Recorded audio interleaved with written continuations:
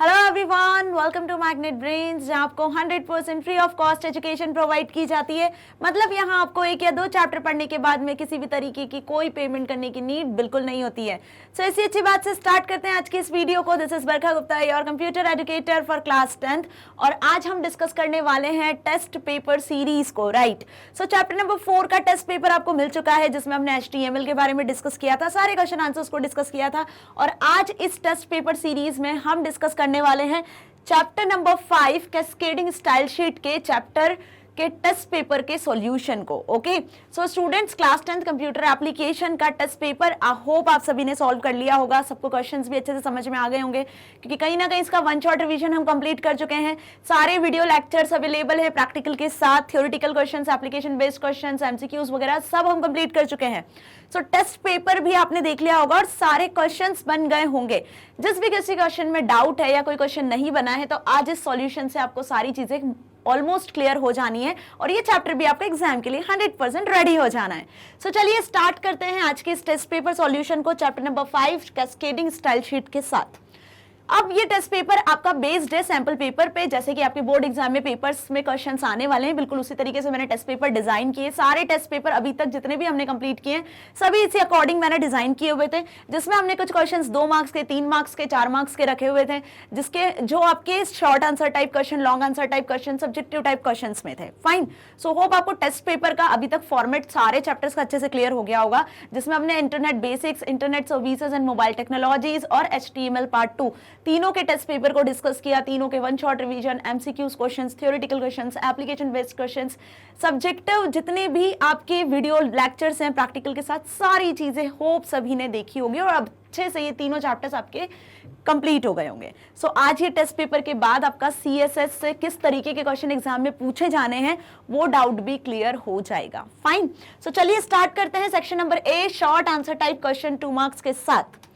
First question है, what is the utility of dynamic website. अब जैसे कि CSS का थोड़ा सा इंट्रोडक्शन यदि दे दिया जाए, तो cascading style sheet, cascading style sheet क्या है? एक डायनेमिक HTML वेब टेक्नोलॉजी है, जिसमें आप HTML का यूज करते हो और HTML का यूज करने के साथ साथ आप क्या कर सकते हो, यहाँ पर अपने HTML वेब पेज को और ज्यादा डेकोरेटिव और ज्यादा लुक वाइज अच्छा बना सकते हो। राइट, तो यहाँ पर आप HTML से क्या क्रिएट कर रहे हो, कैस्केडिंग स्टाइल शीट्स के थ्रू क्या क्रिएट कर रहे हो? वेबसाइट्स क्रिएट कर रहे हो। तो वेबसाइट को क्रिएट करने के लिए जो बेसिक लैंग्वेज यूज की जाती है वेब डॉक्यूमेंट बनाने के लिए, वो HTML होती है। इसके अलावा JavaScript, CSS, cascading style sheet जिसकी हम बात कर रहे हैं, ठीक है, डॉक्यूमेंट ऑब्जेक्ट मॉडल, और भी बहुत सारी लैंग्वेजेस होती है जैसे PHP, ASP, .NET, पाइथन वगैरह। राइट, सो हमारे सिलेबस में हमें CSS के बारे में पढ़ना है, तो वेबसाइट क्रिएट करने के लिए बेसिकली हमें HTML, CSS का यूज करना होता है वेब पेज को क्रिएट करने के लिए। फाइन, अब वेबसाइट 2 टाइप की होती है, मैंने बताया था आपको, static website and dynamic website. Okay, तो स्टैटिक वेबसाइट कौन सी होती है? जो नॉर्मली HTML पेजेस में, HTML लैंग्वेजेस में जो आप वेब डॉक्यूमेंट, वेब पेज बनाते हो, ठीक है, वो स्टैटिक वेबसाइट होती है, जिसमें आप जनरली चेंज नहीं कर सकते हो। लेकिन डायनेमिक वेबसाइट की क्या यूटिलिटी होती है? डायनेमिक वेबसाइट को क्रिएट करने के लिए आपको एडवांस लैंग्वेजेस की जरूरत होती है। जैसे कि हम बात करें कि तो HTML के साथ साथ आपको CSS की नीड होती है, ठीक है, जावास्क्रिप्ट की नीड होती है। ओके, तो एडवांस लैंग्वेजेस की जरूरत होती है, क्योंकि इन पेजेस में आप चेंजेस कर सकते हो, रियल टाइम में आप चेंजेस कर सकते हो। रियल टाइम में मतलब जब वेब पेज आपका शो हो रहा है तो एट दैट टाइम आप उसमें चेंजेस कर सकते हो। हर यूजर अपने अकॉर्डिंग उस वेब पेज में न्यू चीज एक्सेस करता है, अपने अकॉर्डिंग, अपनी रिक्वायरमेंट के अकॉर्डिंग एक्सेस करता है ना। तो जो शॉपिंग की वेबसाइट्स होती हैं, जो वो वेबसाइट जिसमें वेदर से रिलेटेड डे टू डे जो इन्फॉर्मेशन चेंज होती रहती है, जैसे न्यूज वेबसाइट्स होती हैं, वो सब डायनेमिक वेबसाइट्स होती हैं। सो इसकी क्या यूटिलिटी है? यूटिलिटी मतलब यहाँ पे आपको इन द सेंस कि आपको यहाँ पे बेनिफिट्स बताना एक तरीके से डायनेमिक वेबसाइट्स के। So dynamic websites can be connected to a large database, enabling it to pull information as and when required. Okay, this help in creating more user driven page that changes as the user wants, जिसमें user अपने according changes कर सकता है जब user चाहता है। वो websites dynamic websites होती हैं, ठीक है, जो कि लार्ज डेटाबेसेस से कनेक्टेड होती है। जब यूजर चेंज करता है तो वो इन्फॉर्मेशन कहाँ जाके सेव होती है? डेटाबेस में सेव होती है ना। Okay, so on dynamic website the content and information present on the page changes according to the user command. User की कमांड के अकॉर्डिंग यहाँ पर जो भी पेजेस होता है, कंटेंट होता है, वो चेंज होता है। ओके, अब आप इसे पॉइंट वाइज भी लिख सकते हो। 2 मार्क्स का क्वेश्चन है, किस तरीके से लिखना है, आंसर होप सभी को अच्छे से क्लियर हो गया होगा। Fine, next, what do you understand by style sheets? Style sheets क्या होता है, how are these useful? Style sheet क्या होता है और कैसे ये यूजफुल है? तो स्टाइल शीट्स बताया था मैंने कि आप अपने HTML पेज में फॉर्मेटिंग करना चाहते हो, है ना। आप बार बार फॉर्मेटिंग के लिए फॉर्मेटिंग टूल्स का यूज नहीं करो। सपोज आपको बोल्ड, इटैलिक, अंडरलाइन करना है, आप बार बार बी टैग लगा रहे हो, यू टैग का यूज कर रहे हो, ठीक है। आपको हेडिंग को कुछ डेकोरेटिव करना है, तो आपको अगेन एंड अगेन आप चाहते हो कि एक बार आपने हेडिंग टैग में कुछ फॉर्मेटिंग अप्लाई करी तो सारी हेडिंग्स पे अपने आप अप्लाई हो जाए। तो इसके लिए हम क्या करते हैं, स्टाइल शीट्स का यूज करते हैं, ठीक है। और उन स्टाइल शीट को कैस्केड कर देते हैं हमारे HTML वेब पेज के साथ, ताकि जो HTML वेब पेज आपने बनाया है उसमें वो स्टाइल अप्लाई हो जाए। तो आपको बार बार वो चीजें लिखने की नीड नहीं पड़ेगी, फॉर्मेटिंग बार बार आपको अप्लाई करने की नीड नहीं पड़ेगी। आपका जो डॉक्यूमेंट है वो शॉर्टर होगा, नीटर होगा और लुक वाइज भी बहुत अच्छा होगा, ठीक है। सो स्टाइल शीट क्या हुआ, it is a file containing formatting guidelines. किसको कंटेन करती है ये, फॉर्मेटिंग गाइडलाइंस को, that define overall look of a document, जो डॉक्यूमेंट का ओवरऑल लुक डिफाइन करती है। Okay, while you fill in a style sheet you specify such parameters as the page size, margins and fonts etc. देखो, जब भी आप style sheet define करते हो तो उसमें आप क्या डिफाइन करते हो, आप border colour, background image, margins, है ना, ये सारे पैरामीटर्स को आप स्पेसिफाई करते हो। फॉन्ट का साइज, फॉन्ट का वेट कैसा आना चाहिए, फॉन्ट कैसा दिखना चाहिए, टेक्स्ट में आपको क्या डेकोरेटिव करना है, आपको टेक्स्ट को ट्रांसफॉर्म करना है अपर केस में, लोअर केस में, मार्जिन ऐड करना है, कुछ स्पेस ऐड करना है ना। सो ये सारे पैरामीटर्स को हम स्टाइल शीट में फिल करते हैं, यही सारी फॉर्मेटिंग को हम वहां अप्लाई करते हैं। These are useful because you can use the same style sheet for many documents. अब ये यूजफुल क्यों है, क्योंकि यदि आपने एक बार स्टाइल शीट बना ली तो आप उसको मल्टीपल वेब पेजेस के लिए, मल्टीपल HTML डॉक्यूमेंट्स के साथ में अटैच कर सकते हो, यूज कर सकते हो उन फॉर्मेटिंग को। समझ में आया? So this is the special benefit, इसीलिए हम स्टाइल शीट्स का यूज करते हैं कि आपने एक बार सारी फॉर्मेटिंग डिफाइन कर दी, बस अब उस फाइल को आप क्या कर सकते हो, उस स्टाइल शीट को आप अपने सारे HTML वेब पेजेस के साथ में एक्सेस कर सकते हो, अटैच कर सकते हो और सारे वेब पेजेस में वो जो फॉर्मेटिंग है वो अप्लाई हो जाएगी, जिसे इनडायरेक्टली हम क्या कहते हैं यहाँ पर, जो मैं बता रही हूँ, एक्सटर्नल स्टाइल शीट कहते हैं। तो स्टाइल शीट के बारे में यदि 2 मार्क्स में आएगा तो अब कितना लिख कर आना है, ये क्लियर है? हो भी आंसर तो सभी ने कंप्लीट कर भी लिया होगा और बन भी गया होगा कि स्टाइल शीट क्या होती है। ये क्वेश्चन आपसे इस तरीके से भी पूछ सकते हैं, what do you understand bye cascading style sheet, तो भी आपको यही लिख कर आना है, ठीक है, कि HTML वेब पेज के साथ में हम स्टाइल शीट को कैस्केड कर लेते हैं। ओके, इस प्रोसेस को कैस्केडिंग स्टाइल शीट कहते हैं और वही स्टाइल शीट जिसमें सारी फॉर्मेटिंग होती है और उसे हम हमारे HTML वेब पेज के साथ ऐड करते हैं और सारे वेब डॉक्यूमेंट में वो फॉर्मेटिंग अप्लाई होती है, सिर्फ आपको एक बार डिफाइन करनी होती है स्टाइल शीट में। ओके, इसीलिए ये यूजफुल होती है। फाइन, सो स्टाइल शीट कितने टाइप की देखी थी हमने, स्टाइल शीट हमने 3 टाइप की देखी थी, इनलाइन, इंटरनल एंड एक्सटर्नल, है ना। Now Which property is used to change background color? अब बैकग्राउंड कलर चेंज करने के लिए कौन सी प्रॉपर्टी यूज होती है? बैकग्राउंड कलर चेंज करना है, बैकग्राउंड कलर चेंज करना है तो उसके लिए हम जिस प्रॉपर्टी का यूज करते हैं वो होती है बैकग्राउंड कलर। इसी तरीके से यदि बैकग्राउंड इमेज प्रॉपर्टी आता चेंज करने के लिए तो आप क्या लिखते हैं यहाँ पे, बैकग्राउंड इमेज लिखते हैं, ठीक है।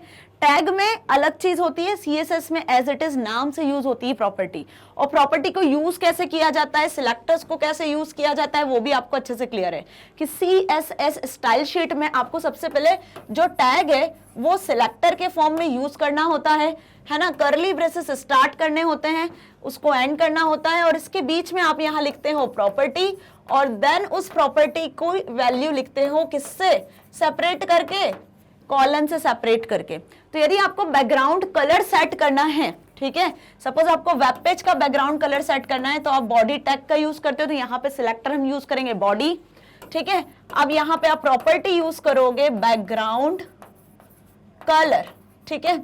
अब यहाँ आपने जब बैकग्राउंड कलर यूज किया, कॉलन लगाया, अब जो बैकग्राउंड कलर आपको स्पेसिफाई करना है, सपोज रेड स्पेसिफाई करना है तो आपने रेड कलर स्पेसिफाई कर दिया, या आप इसका हेक्साडेसिमल कोड भी लिख सकते हो। तो HTML में CSS किसको सपोर्ट करता है, इनके कलर के कोड को सपोर्ट करता है, जो हेक्साडेसिमल में मतलब कि हम बोल सकते हैं 6 अल्फाबेट्स में होते हैं, जिसमें कुछ नंबर्स होते हैं, कुछ हेक्साडेसिमल नंबर्स होते हैं, ABCDEF करके, ठीक है, और हैश से सेपरेट होते हैं इस तरीके से। फाइन, इस तरीके से क्या होते हैं, हेक्साडेसिमल कोड होते हैं, फाइन, कलर कोड। तो आप यहाँ पे कलर कोड भी स्पेसिफाई कर सकते हो, या फिर आप इजी करने के लिए हेक्साडेसिमल कोड याद नहीं रहते हैं तो आप कलर का नाम भी लिख सकते हो।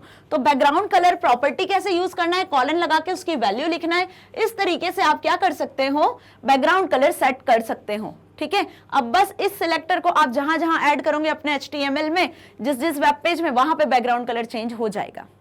फाइन, सो आप इसका आंसर इस तरीके से भी लिख कर आ सकते हो, या आप डायरेक्टली प्रॉपर्टी का नाम भी लिख कर आ सकते हो। क्वेश्चन में आपसे बस इतना पूछा है कि which property is used to change the background colour, but how ये नहीं पूछा है ना। जब हाउ पूछते तो हम ये पूरा प्रोसेस लिखते हैं, राइट। तो आप सिर्फ प्रॉपर्टी का नाम भी लिख कर आ सकते हो, then you will get the complete marks. Okay, now which property is used to increase and decrease the text size. Text के साइज को इंक्रीज या डिक्रीज करना है CSS में, तो आप कौन सी प्रॉपर्टी का यूज करते हो। तो टेक्स्ट का साइज मतलब जो भी वेब पेज में आपने लिखा है उस टेक्स्ट को, उस फॉन्ट के साइज को आपको बढ़ाना है, घटाना है। ठीक है, सपोज कोई पैराग्राफ आपने लिखा तो उसमें आपको साइज इंक्रीज करना है। फिर आपने कुछ पॉइंट्स लिखे हैं, हाईलाइट करके आपको उसको शो करना है डिफरेंट तरीके से, उसका साइज आपको इंक्रीज करना है। ठीक है, सो यहाँ पे हम जिस प्रॉपर्टी का यूज करते हैं वो प्रॉपर्टी होती है फॉन्ट साइज। क्या प्रॉपर्टी होती है, फॉन्ट साइज। फॉन्ट डैश लगा के साइज लिखना है, कॉलन। अब फॉन्ट साइज आप किस में मेंशन करते हो, फॉन्ट साइज हम मेंशन करते हैं यहाँ पर पिक्सल्स में, है ना, और पॉइंट में मेंशन करते हो, आप परसेंटेज में मेंशन कर सकते हो, EM में मेंशन करते हो, राइट। तो फॉन्ट साइज जो है हम इस तरीके से मेंशन कर सकते हैं 2px, या फिर आप 2pt पिक्सल में लिख सकते हो, 2% लिख सकते हो, या फिर आप 2em। तो ये 4 वैल्यूज होती है फॉन्ट साइज की। इन चारों में भी डिफरेंस है, मैंने अच्छे से क्लियर किया है, प्रैक्टिकली बताया है आपको जब ये चैप्टर पढ़ाया था। पिक्सल आप सभी को पता है, जो नॉर्मल फॉन्ट्स दिखते हैं ना, उसी को एक न्यूमेरिकल वैल्यू के साथ में आप इसे एक्सेस करते हो।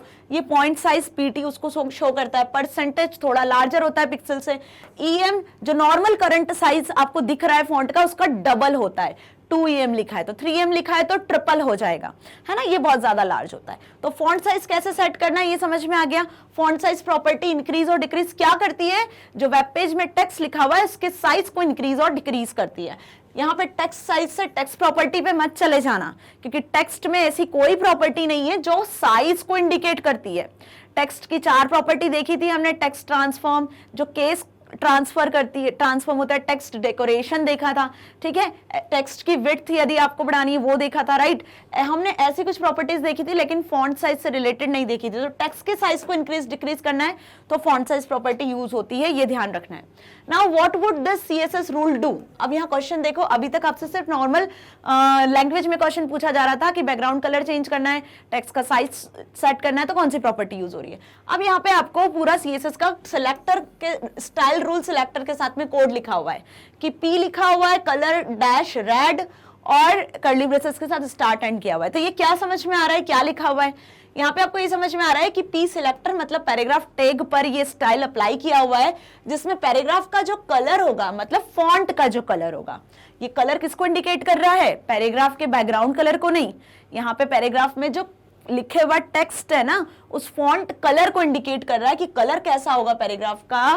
पैराग्राफ में जो टेक्स्ट लिखा है उसका कलर होगा red. So make the font of all paragraph red. देखो क्या हुआ इसका मतलब ये हुआ कि इस स्टाइल शीट का मतलब इस पर्टिकुलर स्टाइल का जब भी आप यूज करोगे किसी HTML डॉक्यूमेंट में जहां पे पैराग्राफ टैग यूज किया होगा, जहां पैराग्राफ लिखा होगा, सो उस पैराग्राफ में जितने भी फॉन्ट होंगे, है ना, यदि एक से ज्यादा पैराग्राफ लिखे होंगे तो सभी पैराग्राफ के जो फॉन्ट होंगे वो कौन से कलर के हो जाने, रेड कलर के हो जाने, क्योंकि कौन सी प्रॉपर्टी हमने यूज की है, कलर प्रॉपर्टी यूज की है। कलर प्रॉपर्टी फॉन्ट की एक प्रॉपर्टी होती है, ठीक है। फॉन्ट साइज आपने देखा था, फॉन्ट वेट हमने पढ़ा था, ठीक है, और क्या पढ़ा था हमने, फॉन्ट फैमिली देखा था, राइट। फॉन्ट फैमिली डिस्कस किया था, फॉन्ट वेरिएंट डिस्कस किया था। अब फॉन्ट के कलर के लिए हम क्या करते हैं, तो फॉन्ट के कलर के लिए जो प्रॉपर्टी यूज होती है वो होती है कलर, ठीक है। ये सब प्रॉपर्टीज हम डिस्कस कर चुके हैं फॉन्ट से रिलेटेड। फॉन्ट साइज अभी डिस्कस किया। फॉन्ट वेट की मतलब आपके जो फॉन्ट है वो बोल्ड शो होंगे, बोल्डर शो होंगे, कैसे शो होंगे, है ना। फॉन्ट फैमिली में हमने अलग अलग टाइप के फॉन्ट स्टाइल्स को डिस्कस किया था, जैसे एरियल, टाइम्स न्यू रोमन, आप वो सेट कर सकते हो, है ना। कलर हमने देखा था कि फॉन्ट का कलर यदि आपको सेट करना है तो आप फॉन्ट कलर सेट कर सकते हो by using colour property.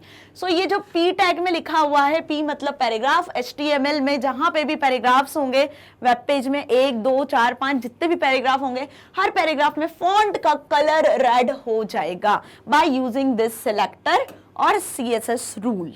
Okay, next, What would this CSS rule do? Next भी उसी तरीके का क्वेश्चन है कि ये CSS रूल क्या काम कर रहा है, ये आपको बताना है। क्या करेगा? H2 मतलब कि हेडिंग टैग की बात कर रहे हैं। अब जहां भी वेब पेज में सेकंड वाली हेडिंग होगी, H1 सबसे लार्ज हेडिंग होती है, H2 से स्मॉल हेडिंग होती है। तो जहां H2 साइज वाली हेडिंग मिलेगी पूरे वेब पेज में, उसका फॉन्ट साइज, उस हेडिंग का फॉन्ट साइज क्या होगा? 2em सेट हो जाएगा। 2em का मतलब क्या हुआ? जो करंट फॉन्ट है, सपोज करंट फॉन्ट 12 है, ठीक है, तो उसका डबल सेट हो जाएगा, मतलब 24। बात समझ में आई? 2em का मतलब क्या हुआ कि हेडिंग का फॉन्ट साइज कैसा कर देना है वेब पेज में जहां हेडिंग 2 मिलेगी। So make font in all H2 tags double in size. Double in size किससे हो गए? 2em से हो गए। और फॉन्ट साइज क्या हो गई? प्रॉपर्टी हो गई। किस सिलेक्टर पे अप्लाई की? जहां वेब पेज में हेडिंग 2 टैग मिलेगा वहां पर फॉन्ट साइज 2em हो जानी है, मतलब डबल इन साइज। जो करंट साइज है आपके फॉन्ट्स का वेब पेज में, है ना, जो भी फॉन्ट लिखे हुए उसका जो करंट साइज है उसका डबल सेट हो जाएगा हेडिंग का साइज। क्लियर हुआ ये भी अच्छे से? Okay, next, how do you link an external style sheet to a page? एक एक्सटर्नल स्टाइल शीट को आप कैसे पेज के साथ लिंक करते हो? तो 3 तरीके की स्टाइल शीट हमने डिस्कस की थी, inline, internal and external. Inline style sheet जब आप HTML पेज बना रहे हो उसी टाइम पर टैग के साथ आप यूज कर लो स्टाइल एट्रीब्यूट का, ठीक है, और स्टाइल एट्रीब्यूट में जो स्टाइल अप्लाई करनी है आप उसको एक्सेस कर लो, तो वो होती है इनलाइन। इंटरनल देखी थी, इंटरनल में हमने क्या किया था? हेड टैग के अंदर एक स्टाइल टैग को यूज कर लिया था। किसको? स्टाइल टैग को। तो स्टाइल टैग ही हमने एक प्रॉपर यूज कर लिया था HTML कोड में ही, HTML कोड में ही, जिसे हम एम्बेडेड कहते हैं, एम्बेडेड स्टाइल शीट भी कहते हैं। अब एक्सटर्नल स्टाइल शीट में हमने एक डॉक्यूमेंट क्रिएट किया जिसमें पूरी फॉर्मेटिंग डिफाइन की और उस डॉक्यूमेंट को सेव कर दिया .css एक्सटेंशन के साथ। मतलब आपने एक एक्सटर्नल स्टाइल शीट क्रिएट कर ली। अब उस स्टाइल शीट को आपको लिंक करना पड़ता है किससे? HTML वेब पेज से। तो लिंक करने के लिए यहां पर पूछा गया है कि आप कैसे लिंक करते हो। तो लिंक करने के लिए एक्सटर्नल स्टाइल शीट को हम लिंक टैग का यूज करते हैं। किसका यूज करते हैं? लिंक टैग का। ये लिंक टैग भी कहां अप्लाई करोगे आप? हेडर पोर्शन में ही। मतलब जो भी वेब पेज के साथ आप इस स्टाइल शीट को लिंक करने वाले हो तो वहां पे हेड सेक्शन के अंदर, हेड टैग के अंदर आपको लिंक टैग को यूज कर देना है। इट टेक्स 3 और 2 पैरामीटर्स या एट्रीब्यूट्स। देखो लिंक टैग में पहला आपका REL है कि ये जो आप फाइल रिलेट करने वाले हो, लिंक टैग में लिंक करने वाले हो, वो एक स्टाइल शीट है। कौन से स्टाइल शीट को आपको लिंक करना है, ठीक है, तो उस स्टाइल शीट का रेफरेंस हम यहाँ देंगे। तो उस फाइल का नाम आपको लिखना है, जो भी फाइल आपने जिस नाम से CSS फाइल सेव की हो, जैसे some_file.css। तो आपको क्या करना है? यहाँ पर क्वेश्चन नंबर 7 में बहुत ध्यान से पूछा है question, how do you link? तो आपको प्रॉपर पूरा लिंक टैग लिखकर आना है, ठीक है, समझ में आया? इस तरीके से आप क्या कर सकते हो? किसी एक्सटर्नल स्टाइल शीट को HTML डॉक्यूमेंट के साथ लिंक कर सकते हो। साथ ही आप इसको और अच्छे से एक्सप्लेन कर सकते हो। प्रॉपर आप इसको हेड टैग में भी बता सकते हो कि हेड टैग में आप इसको स्पेसिफाई करते हो। फाइन, इस तरीके से यहाँ पे आप लिंक टैग का यूज करते हो और पूरा सारा डिटेल यहाँ लिख देना है। ऐसे भी आप इसको हेड टैग के अंदर भी लिख कर आ सकते हो। ओके, सो दोनों तरीके से ये चीज करेक्ट है। Fine, now next, which CSS type is defined in the header of a web page and applies to the entire page document? Question ध्यान से समझ लो, कौन सा CSS का टाइप है जो कहाँ डिफाइन करते हो आप? वेब पेज के हेडर में डिफाइन करते हो और अप्लाई करते हो एंटायर वेब पेज डॉक्यूमेंट पे। कहाँ पे आप अप्लाई करते हो उसको? एंटायर वेब पेज डॉक्यूमेंट में। तो हेडर सेक्शन में जो स्टाइल शीट को आप डिफाइन करते हो वो होती है इंटरनल और एम्बेडेड स्टाइल शीट, जो पूरे HTML पेज में अप्लाई होती है ना। हम किस एट्रीब्यूट का यूज करते हैं यहाँ पर हम हेड टैग में स्टाइल एट्रीब्यूट का यूज करते हैं। किसका यूज करते हैं? स्टाइल टैग का। किसका यूज करते हैं? स्टाइल टैग का। और यहाँ पे फिर आप पूरी प्रॉपर्टीज और सारे सिलेक्टर्स को स्पेसिफाई करते हो। ये किसका फॉर्मेट हुआ? ये फॉर्मेट हुआ एम्बेडेड और इंटरनल स्टाइल शीट का। जो स्टाइल आपने यहाँ पे डिफाइन की होगी ना, वो बॉडी टैग में जितना भी कंटेंट आपने लिखा होगा पूरे वेब पेज में वो स्टाइल अप्लाई होगी। चाहे आप यहाँ स्टाइल में पैराग्राफ, हेडिंग, टेबल जो भी आपने डिफाइन किया हो उसके लिए आप फॉर्मेटिंग यहाँ अप्लाई करो। ओके, तो जो स्टाइल आप यहाँ लिखोगे वो स्टाइल कंप्लीट वेब पेज में अप्लाई हो जाने वाली है। इस तरीके की स्टाइल शीट को, CSS को हम क्या कहते हैं? एम्बेडेड और इंटरनल स्टाइल शीट कहते हैं। Okay, next, where in an HTML document is the correct place to refer an external style sheet। बहुत ध्यान से समझो कि where in an HTML document, अपने HTML डॉक्यूमेंट में करेक्ट प्लेस कौन सी है एक्सटर्नल स्टाइल शीट को रेफर करने की। अभी एक्सटर्नल स्टाइल शीट की बात हो रही है, मतलब वो फाइल अलग से जो आपने CSS से सेव की हुई है। सपोज सैंपल नाम से आपने कोई फाइल बनाई है, तो sample.css वाली जो आपकी फाइल है जिसमें आपने सारे paragraph, H2, body, table, TH हर एक के लिए आपने स्टाइल डिफाइन की हुई है, उस फाइल को यदि आपको अपने HTML डॉक्यूमेंट में अटैच करना है, सपोज आपने 5 HTML फाइल बनाई है, 5 HTML फाइल में अटैच करना है, एक्सेस करना है, तो कहाँ एक्सेस करते हो HTML डॉक्यूमेंट में? ऑब्वियस, जैसे मैंने अभी बताया कि हम हेडर सेक्शन में, हेड सेक्शन में HTML फाइल के जो हेड टैग में हम एक लिंक टैग का यूज करके उसे एक्सेस करते हैं। Fine, so where in an HTML document? In head section we access the external style sheet। Okay, so यहाँ पे आपको अच्छे से क्लियर हो गया ना कि हेड सेक्शन में आप यूज करते हैं। तो आप इसको ऐसे भी लिख सकते हो कि इन head section using link tag. ठीक है, लिंक टैग का यूज करके आप हेड सेक्शन में इसको एक्सेस करते हो। Fine, now use the CSS dash property to configure the cell padding of a cell. अब सेल पेडिंग अच्छे से समझ में आता है ना कि स्पेस देना। स्पेस कहाँ पे? जो बॉर्डर है सेल की वो, और सेल के अंदर जो कंटेंट लिखे हुए हैं। सपोज ये आपकी एक सेल है, ठीक है, यहाँ पे आपने कुछ लिखा, सपोज MB लिखा, तो ये जो स्पेस है बॉर्डर, सेल की और कंटेंट, इनके बीच में यदि आपको स्पेसेस देना है टॉप लेफ्ट बॉटम राइट वगैरह में, ठीक है, आपको यदि यहाँ स्पेसेस देना है, ये स्पेसेस आपको इंक्रीज डिक्रीज करना है, तो इसके लिए हम पैडिंग प्रॉपर्टी का यूज करते हैं। मार्जिन एंड पैडिंग पढ़ा था ना CSS में। सो यहाँ पे क्या आ जाएगा? आउटपुट आंसर क्या आ जाने वाला है आपका? Use the CSS padding property to configure the cell padding of a table. कौन सी प्रॉपर्टी यूज करोगे आप यहाँ पे? पैडिंग। जैसे कि टेबल टैग में हमने HTML में सेल पैडिंग यूज किया था, बिल्कुल यहाँ पे उसी के लिए प्रॉपर्टी होती है पैडिंग प्रॉपर्टी। ओके, जिसकी 4 वैल्यूज होती है कि आपको कहाँ स्पेस फिल करना है। एक्चुअली स्पेस फिलिंग के लिए यूज होती है, राइट? तो कहाँ स्पेस आपको फिल करना है, लाइक आप टॉप में, लेफ्ट में, राइट में, बॉटम में, एक सीक्वेंस में आप इसकी वैल्यूज को सेट कर सकते हो। Okay, now which attribute is used to define a related group of HTML elements on a page? Which attribute is used to define a related group of HTML element on a page? HTML page में related group of element है, अब उसमें आप कुछ formatting apply करने वाले हो। मतलब देखो, CSS का यूज करके, एक्सटर्नल स्टाइल शीट का यूज करके हमने क्या किया कि जितने भी वेब पेजेस हैं जहां भी हेडिंग टैग में आपने कुछ अप्लाई किया, सपोज आपने हेडिंग वन, अब जहां जहां जितने भी वेब पेजेस होंगे जहां पे भी आप हेडिंग 1 वाली CSS को यूज कर लोगे, है ना, प्रॉपर्टी को यूज कर लोगे, तो हर हेडिंग 1 चेंज हो जाएगा। लेकिन आप चाहते हो कि ग्रुप में चेंजेस हो, ठीक है, ग्रुप में मतलब आपने 2 ग्रुप बना दिए, ये एक वेब पेज है आपका, यहाँ पे आपने 2 ग्रुप बना दिए, ठीक है। अब हेडिंग टैग आपने यहाँ भी अप्लाई किया, हेडिंग टैग आपने यहाँ भी अप्लाई किया, तो अब आप इस ग्रुप में चाहते हो कि यहाँ पे हेडिंग का कलर सपोज रेड हो जाए और यहाँ हेडिंग का कलर सपोज ब्लू हो जाए। तो जब आप ऐसे ग्रुप में चेंजेस करना चाह रहे हो तो वहां पे हम किस एट्रीब्यूट का यूज करेंगे? CSS फाइल को तो आप अप्लाई करोगे, CSS तो दोनों को एक जैसा कर देने वाली है, लेकिन CSS का एक एट्रीब्यूट होता है यहाँ पर जिसका हम यूज करते हैं, जिससे आप ग्रुप में क्या कर सकते हो, चेंजेस कर सकते हो, ग्रुप में स्टाइल को अप्लाई कर सकते हो, डिफरेंट स्टाइल को। तो उसके लिए हम यूज करते हैं यहाँ पर क्लास एट्रीब्यूट का। तो क्लास एट्रीब्यूट को पहले आपको डिफाइन करने की जरूरत होती है, फिर उसको डिक्लेयर करने की जरूरत होती है, ठीक है। तो क्लास एट्रीब्यूट को एक्सेस कैसे करते हो आप? डॉट लगा के। सपोज आप एंकर टैग या किसी लिंक पे अप्लाई कर रहे हो तो ए डॉट, है ना, टैग डॉट क्लास का नाम लिख देते हो, जो भी क्लास आपने डिफाइन की है।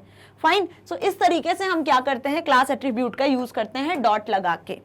ओके, CSS फाइल यहाँ भी क्रिएट होगी, फाइन। सो ये चीज भी अच्छे से क्लियर है ना। क्लास एट्रीब्यूट पे एक डेडिकेटेड वीडियो है, उसका प्रैक्टिकल भी है, वन शॉट में भी डिटेल में समझाया हुआ है मैंने। सो होप आपको क्लास एट्रीब्यूट भी समझ में आया होगा कि जब ग्रुप ऑफ फॉर्मेटिंग अप्लाई करनी है किसी एक वेब पेज में ही, जिसके लिए आप CSS फाइल क्रिएट करते हो, तो वहां पे आप उसके लिए कौन सा एट्रीब्यूट का यूज करते हो, वो क्लास एट्रीब्यूट होता है। ओके, नाउ यहाँ पे फिनिश हुआ है आपके शॉर्ट आंसर टाइप क्वेश्चन जो कि 2 मार्क्स में पूछे जाने वाले हैं।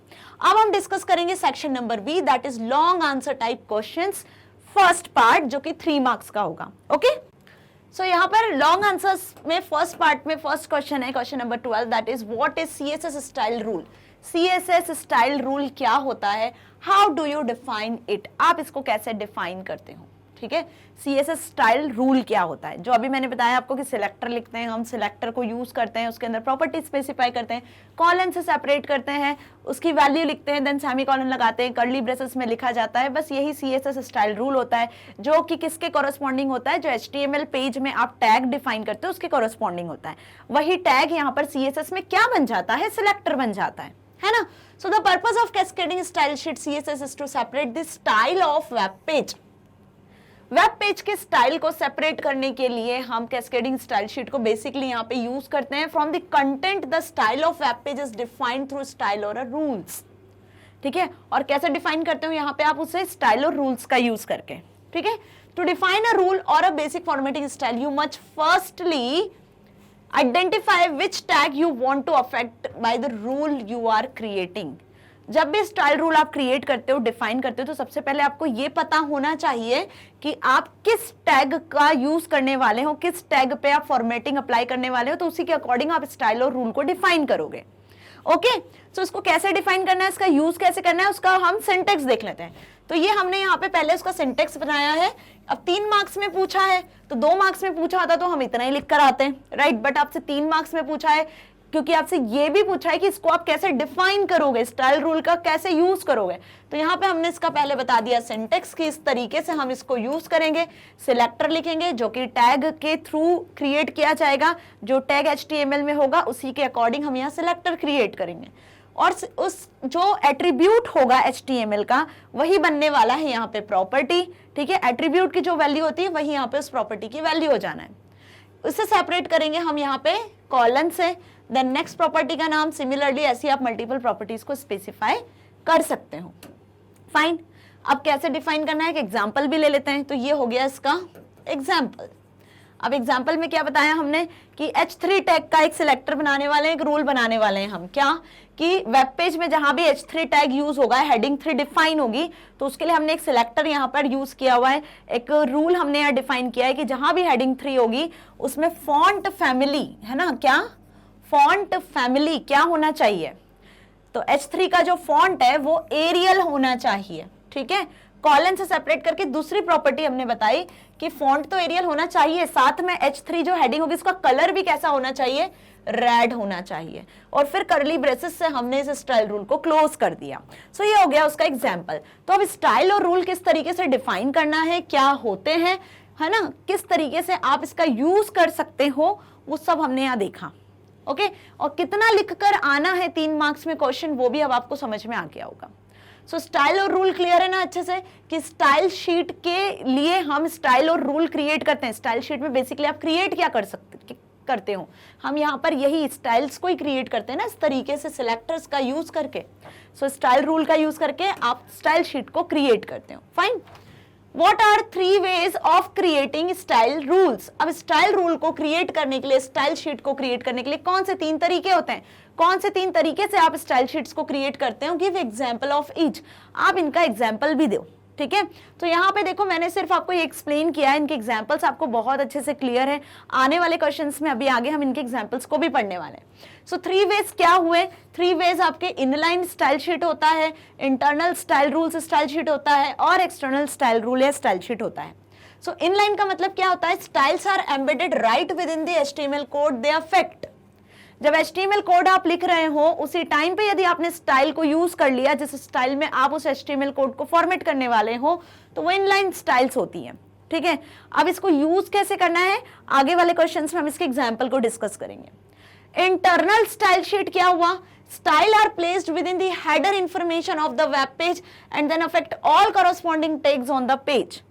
इंटरनल को हम एम्बेडेड स्टाइल भी कहते हैं। अब यहाँ पर आप एक स्टाइल टैग का यूज कर लेते हो और उसको हेडर सेक्शन में डिफाइन करते हो। तो जो भी स्टाइल और जो भी रूल आप अप्लाई करने वाले हैं, जो प्रॉपर्टी आप अप्लाई करने वाले हो, उसे हम कहाँ लिखते हैं? हेडर पोर्शन में लिखते हैं, जो पूरे होल डॉक्यूमेंट को, एचटीएमएल डॉक्यूमेंट को अफेक्ट करता है। ठीक है, और कैसे क्रिएट करते हो आप उस स्टाइल को? उसके टैग के अकॉर्डिंग। एक्सटर्नल स्टाइल शीट क्या हुआ? Style are coded in a separate document. यहां पे आप एचटीएमएल पेज के अंदर कोडिंग कर रहे हो, एचटीएमएल पेज में ही आप स्टाइल्स को क्रिएट कर रहे हो। एक्सटर्नल स्टाइल शीट में हम एचटीएमएल पेज में स्टाइल शीट क्रिएट नहीं करते हैं, आप अलग से एक सेपरेट डॉक्यूमेंट बनाते हो, इसीलिए इसे हम एक्सटर्नल स्टाइल शीट कहते हैं कि स्टाइल शीट के लिए आप सारे स्टाइल रूल्स को अलग से क्रिएट कर रहे हो। ठीक है, सो यहाँ पे जो भी स्टाइल्स है वो कोड होती है सेपरेट डॉक्यूमेंट में, which then referenced within the header of actual web page. फिर एक्चुअल वेब पेज के साथ में आप उसको क्या करते हो? उस स्टाइल शीट को रेफरेंस करते हो, लिंक करते हो। ठीक है, लिंक टैग का यूज करके।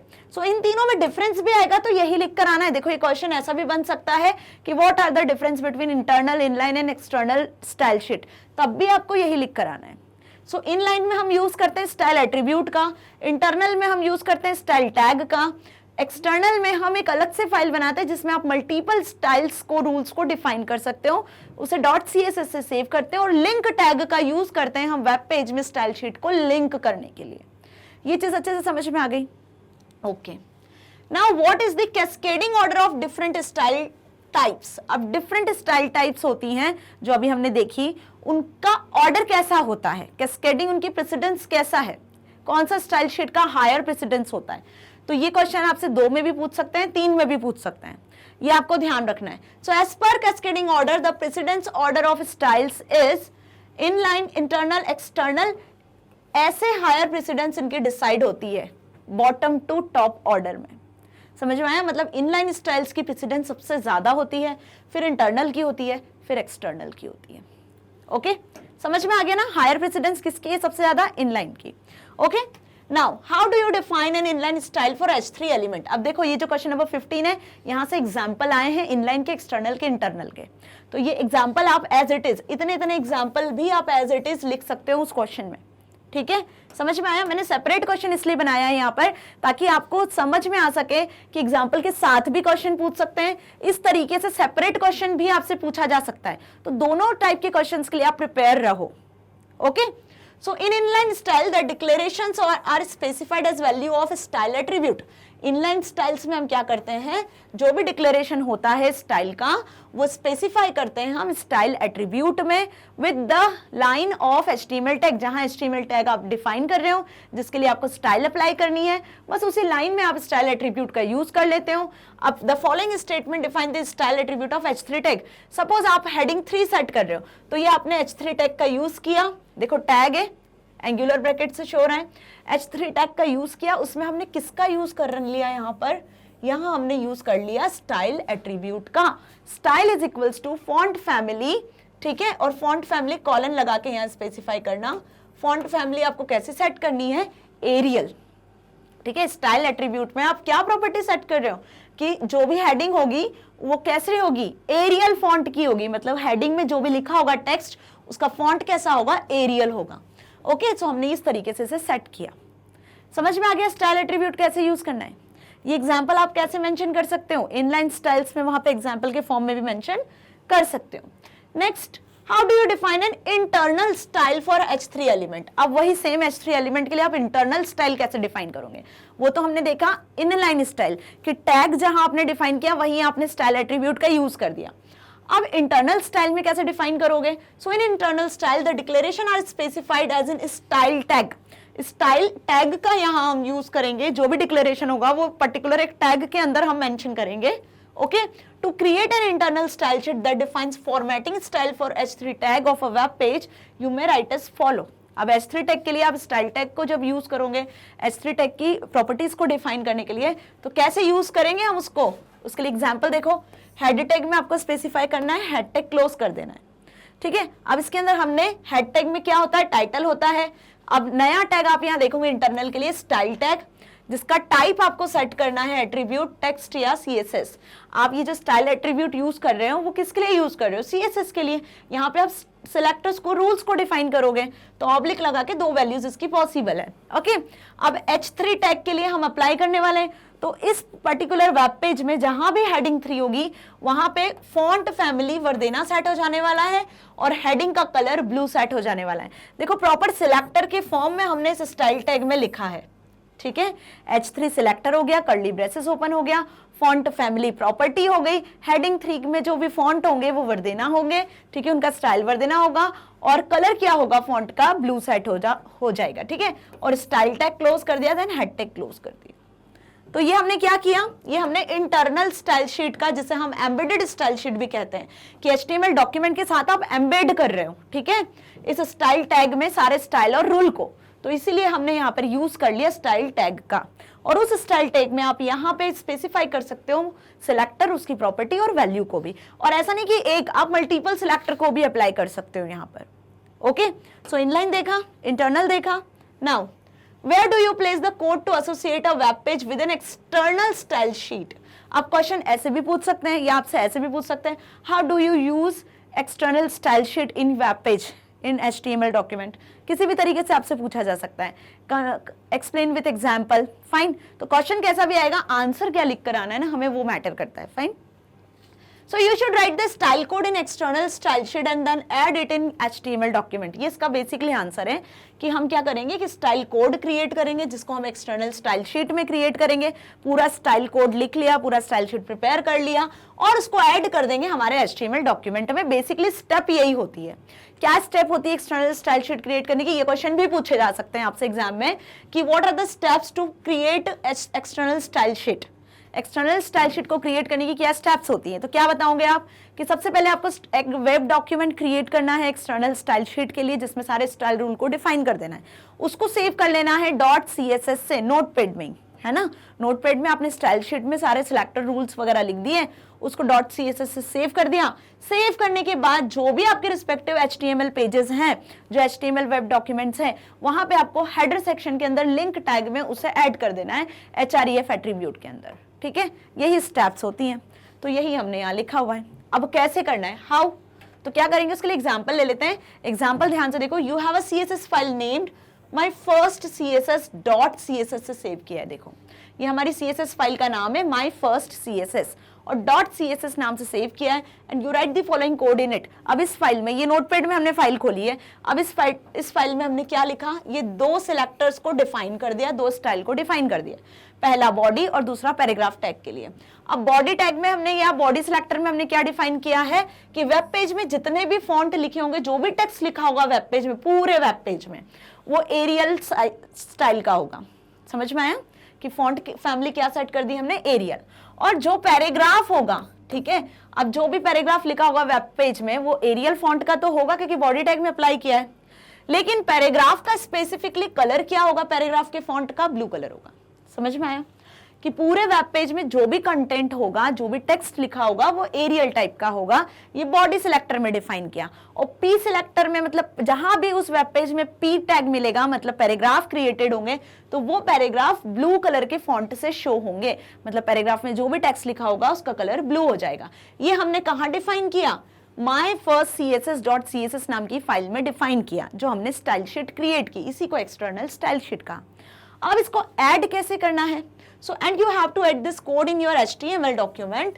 You should add the following code in your HTML document in head tag. Head tag में हम इसे स्पेसिफाई करेंगे। तो head tag में कौन से टैग में हम स्पेसिफाई करेंगे? So इस CSS फाइल को हम इस लिंक कर देंगे, इस लिंक टैग से। तो लिंक टैग में आपने एक एट्रीब्यूट यूज किया कि आप स्टाइल शीट को रिलेट कर रहे हो, लिंक कर रहे हो। टाइप कैसा है उसका? CSS टाइप है। अब यहाँ पे ध्यान से देखो, आपको यूज कर लेना है src नहीं href एट्रीब्यूट। और यहाँ पे जो आपकी फाइल होगी ना, src भी यूज कर सकते हो। यहाँ पे जो आपकी फाइल होगी वो क्या होगी, वो फाइल का आपको पूरा पाथ लिख देना है कि फाइल आपकी कहाँ है। यदि सेम फोल्डर में आपकी HTML फाइल और CSS फाइल है तो सिर्फ आप फाइल का नाम लिख सकते हो my first CSS.css। और यदि कहीं डिफरेंट फोल्डर में आपने CSS फाइल सेव की हुई है तो पूरा पाथ लिखना है कि C ड्राइव में, यूजर फोल्डर में, नोटपैड में, डॉक्यूमेंट्स में आपकी ये फाइल है। ओके, href एट्रीब्यूट में। तो लिंक टैग में आपने जब क्या किया, इस फाइल को, CSS फाइल को लिंक कर दिया, तो अब आप इस तरीके से मल्टीपल वेब पेजेस में इस पर्टिकुलर फॉर्मेटिंग को, स्टाइल शीट को एक्सेस कर पाओगे बाय यूजिंग लिंक टैग।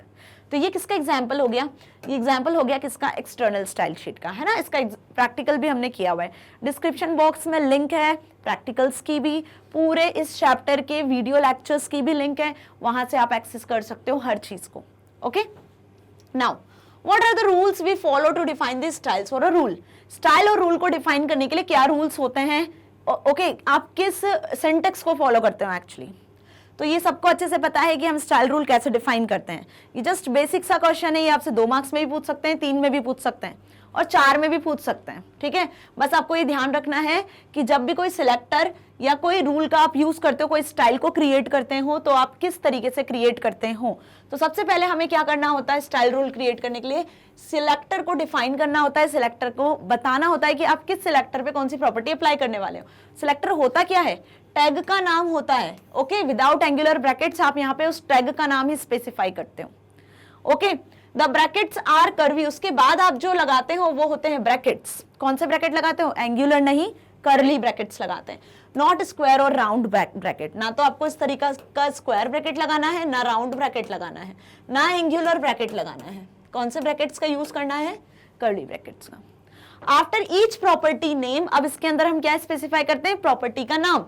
तो जो भी प्रॉपर्टी आप स्पेसिफाई कर रहे हो वो कॉलन से सेपरेट होती है। किससे सेपरेट होती है प्रॉपर्टी, कॉलन से। फिर कॉलन से सेपरेट करके आप वहां क्या लिखते हो, उसकी वैल्यू स्पेसिफाई करते हो। So each property name colon value इस तरीके से लिखाती है, देखो, प्रॉपर्टी का नाम colon value, combination is terminated with this semi colon. और हर एक प्रॉपर्टी जो कॉलन से सेपरेट है, उसके साथ वैल्यू भी लिखी हुई है, उसको आप किससे टर्मिनेट करते हो, सेमी कॉलन से टर्मिनेट करते हो। Each property colon value combination is called a declaration. और इसी पूरी प्रोसेस को हम क्या कहते हैं कि आपने यहां पर एक सिलेक्टर को डिफाइन किया है, डिक्लेयर किया है, ओके। सो क्या स्टेप्स हो गए, क्या रूल्स हो गए, सिलेक्टर का नाम लिखना है, टैग के करस्पॉन्डिंग होता है, जो टैग अफेक्ट करता है वो। सिलेक्टर का नाम लिखने के बाद कर्ली ब्रेसेस लगाना है, कर्ली ब्रेसेस लगाने के बाद उसके अंदर प्रॉपर्टी का नाम लिखना है, प्रॉपर्टी का नाम सेपरेट करना है आपको किससे, कॉलन से। फिर उसकी वैल्यू को स्पेसिफाई करना है, वैल्यू को आप एंड करोगे किससे, एक प्रॉपर्टी को एंड किससे करोगे, सेमी कॉलन से एंड करोगे। कॉमा लगा लगा के आप मल्टीपल प्रॉपर्टीज को भी स्पेसिफाई कर सकते हो, कॉमा से सेपरेट करके, ओके। और इसी को हम क्या कहते हैं, इसी को हम कहते हैं डिक्लेरेशन, ओके। जैसे सपोज अभी तक हम देखते आए हैं कि बॉडी टैग पे आपने अप्लाई कर दिया एक सिलेक्टर कि जो भी कलर होगा वो रेड कलर होगा, ठीक है, सेमीकोलन लगाया। दूसरी प्रॉपर्टी हमने अप्लाई करी कि जो भी वेब पेज में फॉन्ट साइज होंगे वो 2px के अकॉर्डिंग होंगे, 2 पिक्सल्स के अकॉर्डिंग, सेमीकोलन एंड किया, देन कर्ली ब्रेसेस। तो ये एक सिलेक्टर का फॉर्मेट होता है, इस रूल के अकॉर्डिंग हम इसे डिफाइन करते हैं, ओके, कि कॉलन, सेमीकोलन, कर्ली ब्रेसेस यही यूज होना है, okay. Now next is what are the benefits and limitations of CSS। अब CSS के क्या बेनिफिट्स हैं और क्या लिमिटेशंस हैं, ये क्वेश्चन भी आपसे पूछा जा सकता है। ये 2 मार्क्स में, 3 मार्क्स में, 4 मार्क्स में, कितने भी मार्क्स में क्वेश्चन आपसे पूछ सकते हैं। दोनों एक साथ भी पूछ सकते हैं, दोनों क्वेश्चंस को आपको अलग अलग सेपरेटली भी पूछा जा सकता है कि what are the benefits of CSS या what are the limitations of CSS, है ना, ऐसे भी पूछा जा सकता है। सो बेनिफिट्स क्या हो गए, मैंने यहाँ पे ज्यादा बेनिफिट्स लिखे हुए हैं, ठीक है, ज्यादा इन द सेंस कि सारे लिखे हुए हैं जो हमने अभी तक डिस्कस किए। अब इनमें से आप कोई भी 2 बेनिफिट लिख कर आना, यदि दोनों साथ में पूछते हैं तो, ठीक है। सो पहला तो ये कि पेज जो होते हैं वो फास्टर डाउनलोड होते हैं, वेब पेजेस जो होते हैं क्या होते हैं, वो फास्टर डाउनलोड होते हैं। Developers have to type less code. अब यहाँ पे आपको फॉर्मेटिंग आप अलग से अप्लाई कर रहे हो, स्टाइल शीट को अलग से ऐड कर रहे हो, तो कहीं ना कहीं जो आपका वेब पेज होता है वो शॉर्टर होता है, नीटर होता है, और डेवलपर को कम कोड लिखना होता है, ठीक है। The look of site is kept consistent throughout all the pages। और जो लुक होता है आपका वेबसाइट का, वेब पेज का, वो भी कैसा होता है, कंसिस्टेंट होता है, लुक वाइज भी आपका वेब पेज अच्छा दिखता है, इंटरैक्टिव होता है। Updating your design and general site maintenance are made much easier. Updation और मेंटेनेंस का काम भी क्या हो जाता है यहाँ पर, वेबसाइट का इजी हो जाता है। Error caused by editing multiple HTML pages occur far less often. और एरर के आने के भी चांसेस क्या होते हैं, कम होते हैं, फाइन। सो ये सब क्या हो गए, ये CSS के बेनिफिट हो गए। लेकिन लिमिटेशंस भी तो होते हैं हर चीज के, फाइन। तो लिमिटेशंस क्या होंगे? Not same across different browsers, हर एक ब्राउजर इन CSS फाइल को एक ही तरीके से ट्रीट करे ये जरूरी नहीं है, डिफरेंट ब्राउजर डिफरेंट तरीके से इसे एक्सेस करते हैं, कैन इजीली बी ओवररिडन, ये ओवररिडन भी हो सकते हैं। सो ये दो हो गए इसके क्या लिमिटेशंस, बाकी क्या होगा इसके एडवांटेजेस। तो अब जैसे एडवांटेज डिसएडवांटेज आपसे पूछे, जिस तरीके से पूछे उसके अकॉर्डिंग इन पॉइंट्स को लिखकर आ जाना, फाइन, समझ में आया? आगे बढ़ते हैं। Question number 20, if you want to apply similar formattings to multiple selector, अभी हमने देखा कि सिलेक्टर कैसे यूज करना है। अब यदि आप एक सिमिलर फॉर्मेटिंग को मल्टीपल सिलेक्टर्स पे अप्लाई करने वाले हो, मतलब आप चाहते हो कि आपके वेब पेज में हेडिंग 1 है, हेडिंग 2 है, हेडिंग 3 है, हेडिंग 4 है, 4 हेडिंग है या 5 हेडिंग है, अब पांचों हेडिंग एक जैसी हो जाए, सब पांचों हेडिंग का कलर एक जैसा हो जाए, ब्लू कलर सेट हो जाए, पांचों हेडिंग का font size Arial, font size 2px हो जाए, फॉन्ट स्टाइल या फॉन्ट जो आपका फैमिली है वो आप एरियल सेट करना चाहते हो या टाइम्स न्यू रोमन, तो वो सबके एक जैसे सेट हो जाए। तो जब सिमिलर फॉर्मेटिंग आपको अप्लाई करनी है डिफरेंट टैग्स पे, मल्टीपल सिलेक्टर्स पे, तो आप उसको कैसे डिफाइन करोगे? So then how can you define multiple selector in a single style? एक सिंगल स्टाइल में भी आप उसे डिफाइन कर सकते हो। तो ऐसा नहीं है कि उसके लिए आप 5 स्टाइल अलग अलग क्रिएट कर रहे हो, 5 बार सिलेक्टर बना रहे हो, 5 बार उनकी प्रॉपर्टीज और वैल्यूज को स्पेसिफाई कर रहे हो। आप मल्टीपल सिलेक्टर्स को भी एक सिंगल स्टाइल रूल में क्रिएट कर सकते हो। Okay, so if you want to give similar formatting to multiple selectors, you can write them together with comma selectors, please. Selectors को आप comma से separate कर करके लिख सकते हो। Example, following rule applies the formatting style of element H2, H4 and H6. क्या लिखा है हमने यहाँ पर कि heading 2, heading 4 और heading 6 इन तीनों पर सेम स्टाइल आपको अप्लाई करनी है। तो कॉमा से आपने इन 3 सिलेक्टर को क्रिएट किया। यहाँ पर कलर हो जाने वाला है तीनों स्टाइल्स का, तीनों हेडिंग का ग्रे, फॉन्ट सेट हो जाने हैं तीनों हेडिंग के वर्देना। ओके, तो इस तरीके से आप सेम फॉर्मेटिंग 3 अलग अलग सिलेक्टर्स पे वेब पेज में अप्लाई कर सकते हो। कैसे? कॉमा लगा के, मल्टीपल सिलेक्टर्स का यूज करके, कैसे? कॉमा से सेपरेट करके। फाइन, ये भी एक क्वेश्चन आपसे 2 मार्क्स में 3 मार्क्स में पूछा जा सकता है। फाइन, 3 में पूछा है मतलब आपको यहाँ पे लिख कर आना है, प्रॉपर तरीके से बता कर आना है कि how do you define this. Now how do you make each word in text start with capital letter?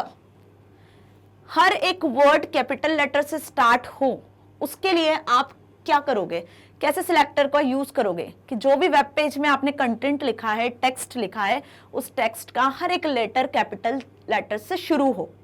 Okay, suppose आपने लिखा है वेलकम टू मैग्नेट ब्रेन्स, ठीक है, तो WT मैग्नेट का M, ब्रेन्स का B, हर एक लेटर क्या हो? कैपिटल से स्टार्ट हो, कैपिटल ही हो। तो उसके लिए हम कौन सी प्रॉपर्टी का यूज करते हैं, कौन से सिलेक्टर की कौन सी प्रॉपर्टी का यूज करते हैं? ठीक है, सिलेक्टर तो कोई भी हो सकता है, आपने पैराग्राफ में लिखा होगा तो P हो सकता है, हेडिंग में लिखा हो तो H1, H2 कुछ भी हो सकता है। प्रॉपर्टी कौन सी होगी? तो यहाँ पे प्रॉपर्टी होगी टेक्स्ट ट्रांसफॉर्म प्रॉपर्टी। कौन सी प्रॉपर्टी होगी यहाँ पर? Text transform. टेक्स्ट की कुछ प्रॉपर्टीज हमने देखी थी जिसमें टेक्स्ट ट्रांसफॉर्म प्रॉपर्टी थी जो क्या करती थी? टेक्स्ट को ट्रांसफॉर्म करती थी। मतलब कि इसमें upper case, lower case, capitalize, none, ऐसी कुछ वैल्यूज थी इस प्रॉपर्टी की, जिसका यूज करके आपका जो टेक्स्ट है वेब पेज का वो कैपिटल लेटर्स में शो होगा, लोअर केस में शो होगा। Okay, so this property controls the appearance of text. देखो, टेक्स्ट के अपीयरेंस को कंट्रोल करने के लिए हम इस प्रॉपर्टी का यूज करते हैं इन डिफरेंट केसेस। तो इसके क्या वैल्यूज हो सकती है? Upper case, lower case, capitalize and none. ये 4 वैल्यूज हमने देखी थी, इसका प्रैक्टिकल भी देखा था। तो यदि आपको यहाँ पे पूछा है कि आपको कैपिटल लेटर में सारे टेक्स्ट को शुरू करना है, तो हम कैसे सेट करेंगे इसको? हम इसको किसी भी सिलेक्टर में सेट कर देंगे, टेक्स्ट ट्रांसफॉर्म कॉलन कैपिटलाइज। कौन सी प्रॉपर्टी से? Text transform colon capitalise.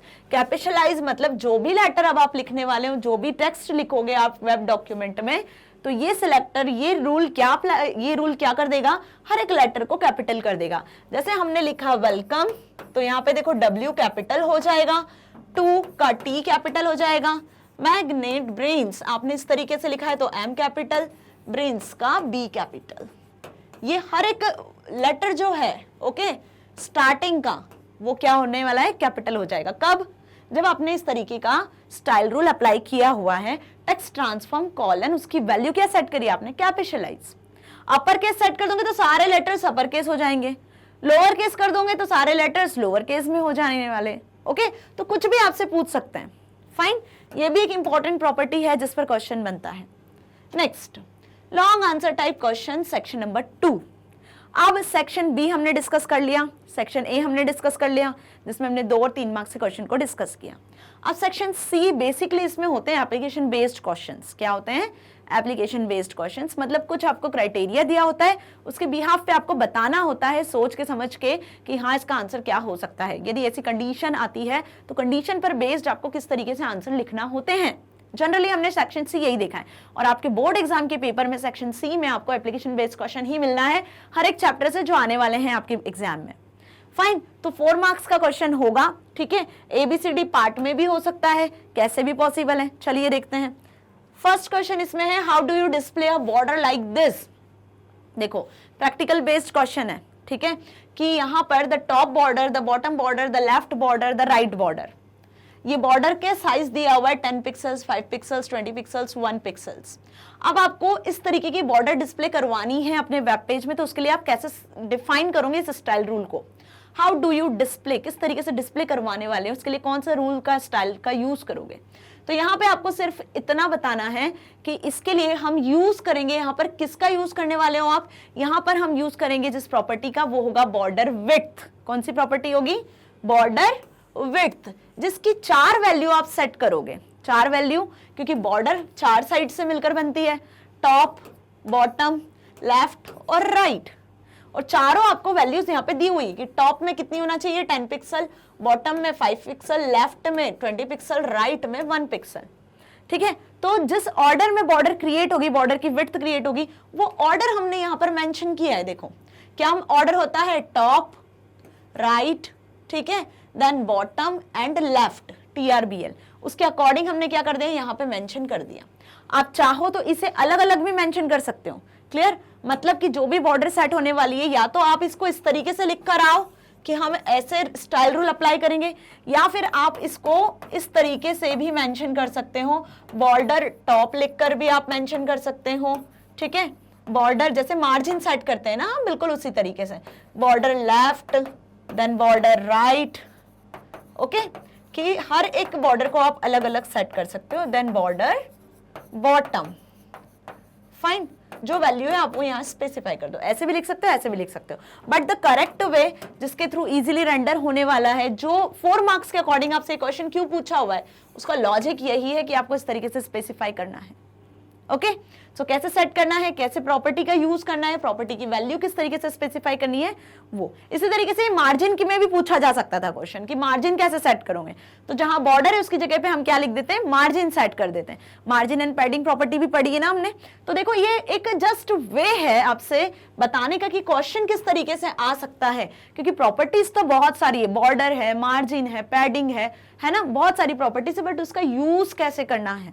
Clear?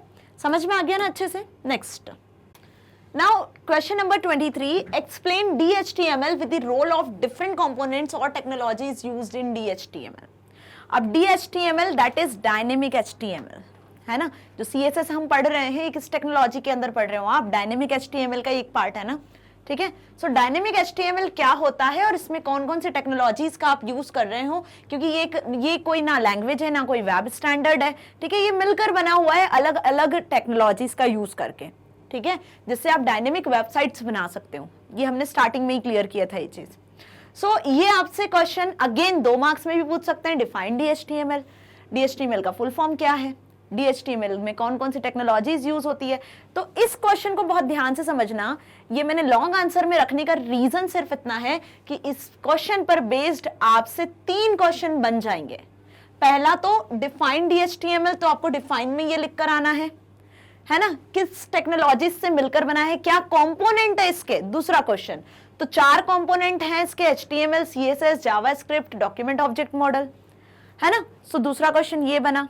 इसके बाद आपसे ये पूछा जाएगा कि इन कंपोनेंट्स का क्या रोल है, what is the role of this component. तो ये रोल पर बेस्ड नेक्स्ट क्वेश्चन बन सकता है।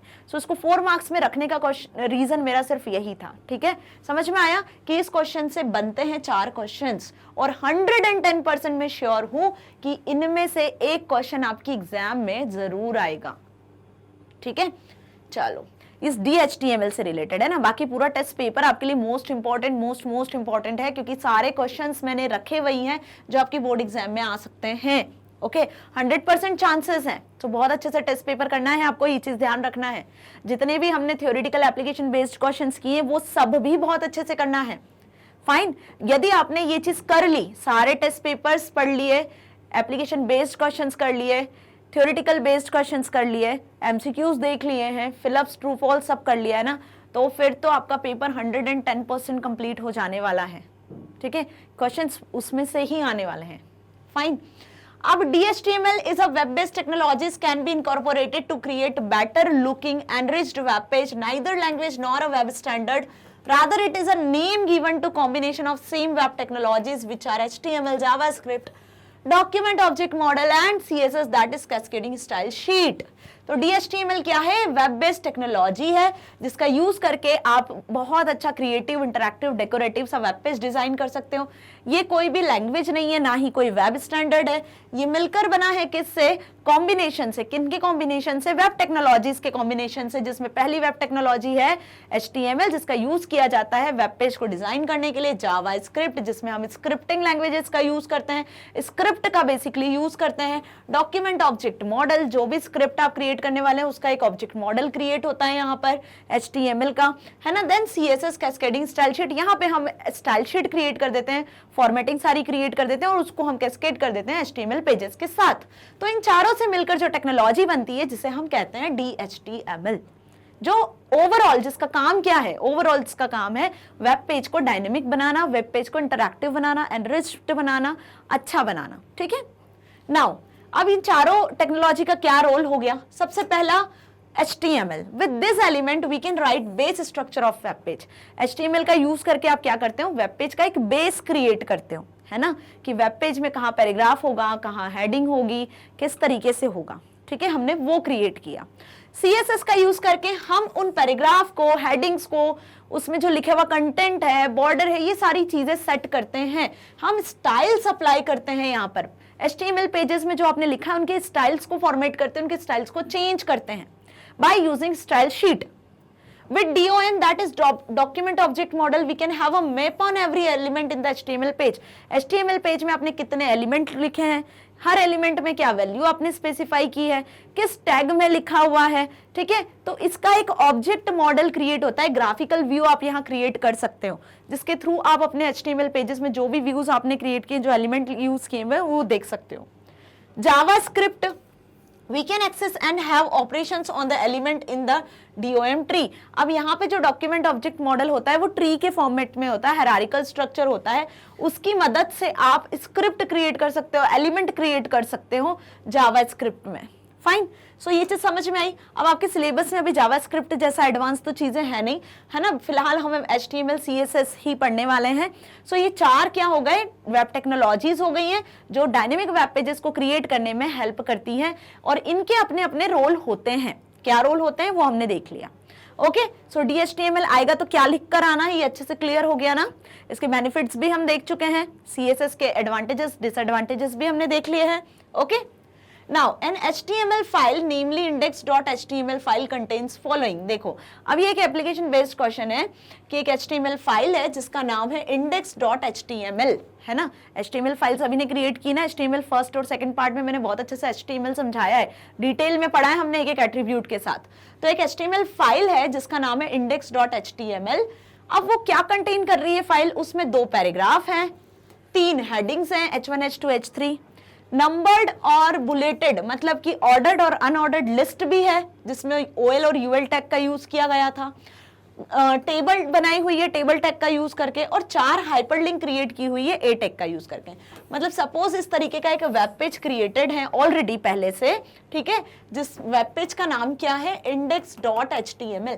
इस फाइल का नाम है index.html, जहां पे P टैग से 2 पैराग्राफ क्रिएट किए हुए हैं। ये P टैग से 2 पैराग्राफ क्रिएट किए हुए हैं।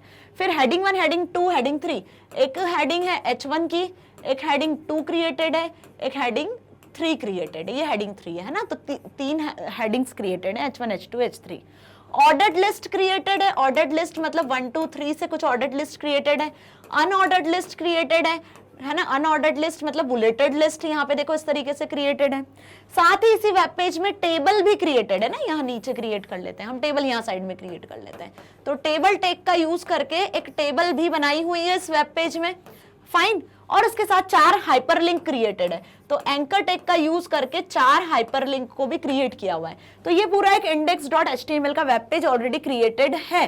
अब इसमें हमें क्या करना है, तो अकॉर्डिंग टू क्वेश्चन आपको इसमें क्या अप्लाई करना है वो देखते हैं। ओके, देखो ये कंडीशन बेस्ड क्वेश्चन हुआ। सो हमें इसमें क्या करना है, first link to an external style sheet namely personal.css from your index.html file. ये जो हमारी index.html फाइल है, इसमें हमने paragraph tag, heading tag, OL tag, UL tag, table tag, anchor tag, इनका यूज करके ये HTML फाइल बनाई। अब इसको आपको लिंक करना है एक CSS फाइल के साथ। किसके साथ लिंक करना है, CSS फाइल के साथ, मतलब स्टाइल शीट के साथ, एक्सटर्नल स्टाइल शीट के साथ। .css से क्या बनती है, एक्सटर्नल स्टाइल शीट बनती है। तो एक एक्सटर्नल स्टाइल शीट आपने बनाई है, उस एक्सटर्नल स्टाइल शीट का नाम है personal.css। और यहाँ पे आपने इन टैग्स को लेकर कुछ स्टाइल्स क्रिएट की होंगी। सपोज आपने पैराग्राफ के लिए, पैराग्राफ में जो फॉन्ट लिखे हैं उनका फॉन्ट कलर ये हो, फॉन्ट साइज ये हो, हेडिंग्स का कलर ऐसा हो, हेडिंग्स का फॉन्ट ऐसा हो, ठीक है, बैकग्राउंड ऐसा सेट हो पूरे वेब पेज का। OL UL टैग में भी आपने कुछ फॉर्मेटिंग अप्लाई करी है। एंकर टैग में लिंक का कलर चेंज किया होगा, लिंक से रिलेटेड कुछ प्रॉपर्टीज सेट की होगी।